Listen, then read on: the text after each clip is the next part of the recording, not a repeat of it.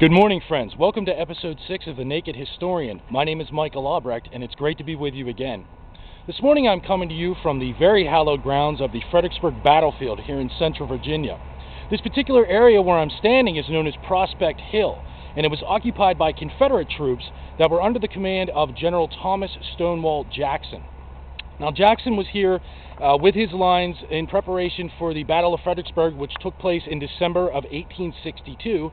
And although that battle is considered today by military experts to be one of the most lopsided victories of the entire Civil War, of course ending in favor of the South, there was one particular area where Federal forces were able to penetrate the lines of Robert E. Lee's Army of Northern Virginia.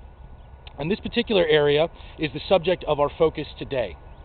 What I'm going to do is I'm going to turn the camera around and I'm going to show you what is one of the most interesting and also one of the largest monuments in our particular area.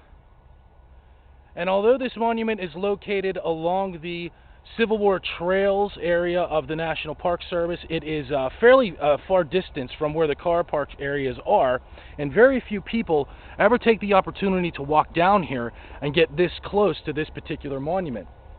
Now, although it is not officially recorded in the history books, the National Park Service claims that this pyramid dates back to 1897. During that time, the Confederate Memorial Literary Society wanted to place markers all along railroad tracks like this across the state of Virginia to mark significant sites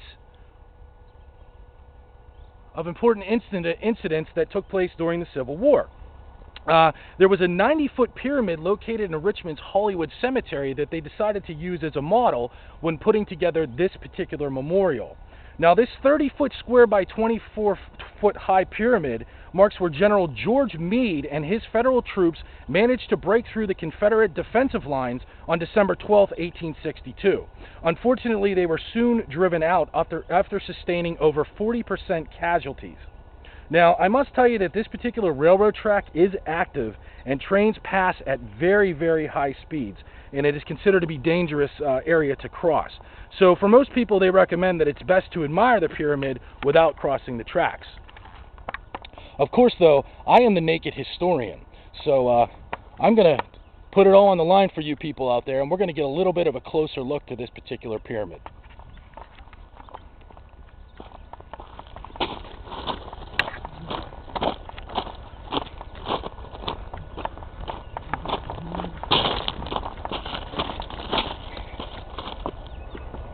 Of course, don't try this at home, kids.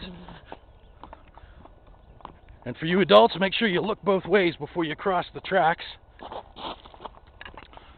I was told by an associate of mine that is a battlefield photographer that there were some snake nests located down here.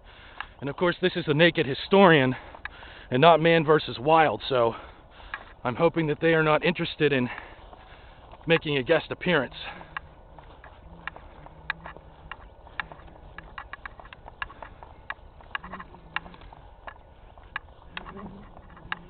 Here we are, though. This is the Meade Pyramid on site at the Fredericksburg National Battlefield in central Virginia. It may look a little out of place being on a Civil War battlefield. This is definitely not the Valley of the Kings, but it is one of the most original monuments in the entire area. I'm going to do a little bit of a pan around here, and I don't even know if you can see way off in the distance up there is where my Jeep is parked. And that's how far you have to travel if you want to get this kind of perspective.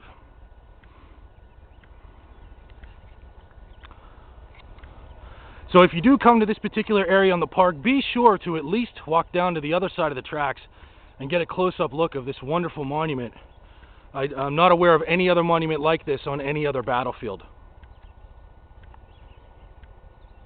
And it looks like it's about to rain, so I'm going to wrap it up. I've got a little bit of a distance I got to run back to get into my vehicle. Thank you for joining me this morning. We are in the process right now of putting together episodes 7 and 8. One of them is an area that I don't believe anybody out there is familiar with. And I look forward to seeing you all again. So until our next episode, this is the Naked Historian, Michael Albrecht, signing off. God bless.